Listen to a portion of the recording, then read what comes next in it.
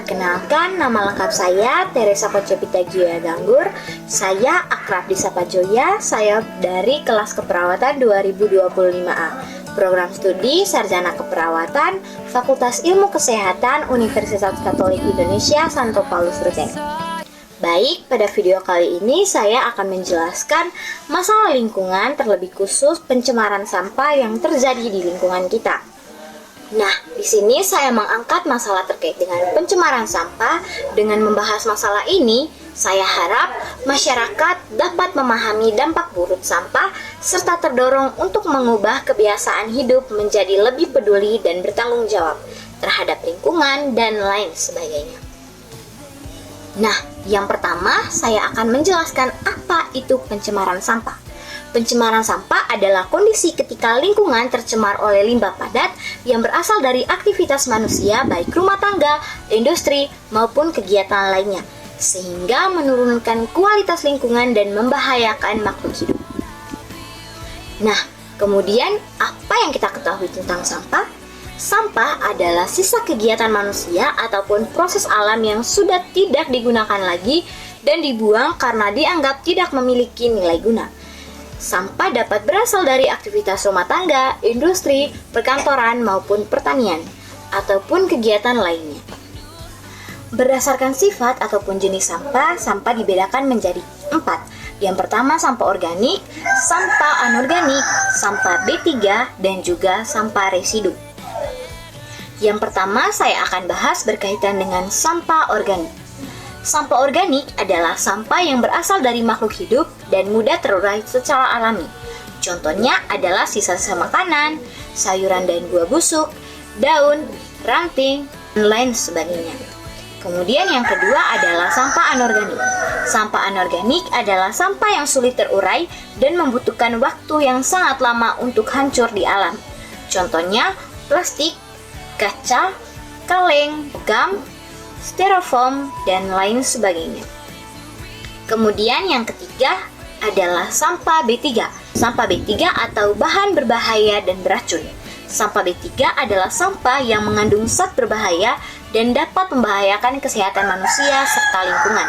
Contohnya adalah baterai bekas, lampu neon, limbah medis, obat kedaluarsa, dan juga pestisida. Yang terakhir adalah sampah residu. Sampah residu adalah sampah yang sulit atau tidak bisa didaur ulang, diolah menjadi kompos ataupun dimanfaatkan kembali karena materialnya rumit, terkontaminasi, ataupun tidak memiliki nilai ekonomis seperti popok bekas, pembalut, puntung rokok, dan juga kemasan berlapis. Pencemaran sampah dapat terjadi karena berbagai faktor, seperti kebiasaan membuang sampah sembarangan, penggunaan plastik sekali pakai yang berlebihan, kurangnya kesadaran masyarakat, serta sistem pengelolaan sampah yang belum optimal atau belum baik. Yang harus ditelaah di sini adalah yang pertama berkaitan dengan kebiasaan masyarakat yang menjadi penyebab pencemaran sampah. Kebiasaan masyarakat yang kurang peduli terhadap kebersihan lingkungan menjadi salah satu penyebab utama pencemaran sampah. Banyak orang yang masih membuang sampah sembarangan seperti di jalan, sungai, ataupun lahan-lahan kosong. Perilaku ini sering terjadi karena kurangnya kesadaran akan dampak sampah terhadap lingkungan dan juga kesehatan. Jika kebiasaan ini terus dilakukan, sampah akan menumpuk dan juga mencemari lingkungan. Kebiasaan masyarakat yang serba praktis mendorong penggunaan bahan sekali pakai, terutama plastik. Selain itu, pengelolaan sampah yang belum efektif membuat sampah tidak dapat dimanfaatkan kembali melalui proses daur ulang.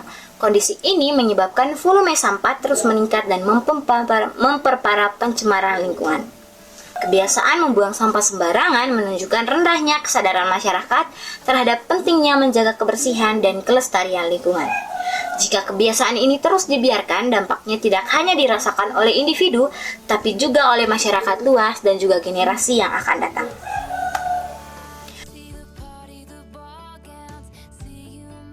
Dampak pencemaran sampah itu tentunya sangat luas. Sampah dapat menyumbat aliran air dan menyebabkan banjir. Selain itu, sampah mencemari tanah dan air, menimbulkan berbagai penyakit serta merusak ekosistem dan keindahan lingkungan. Pencemaran sampah menyebabkan kerusakan pada lingkungan alam. Sampah yang menumpuk akan susah untuk terurai oleh alam. Selanjutnya saya akan membahas solusi dari pencemaran sampah Terlebih khusus, bagaimana solusi dari pandangan agama Katolik.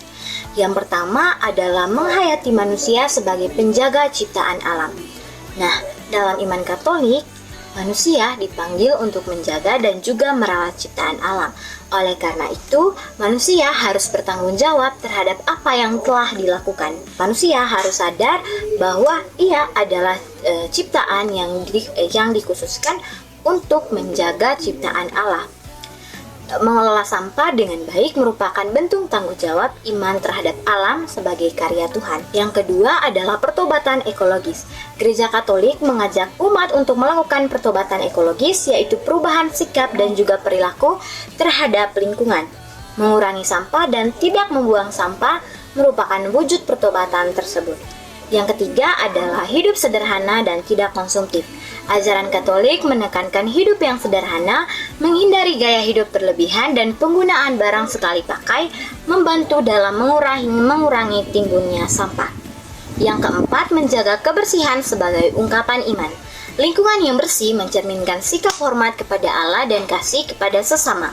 Membuang sampah pada tempatnya adalah tindakan iman dalam kehidupan sehari-hari.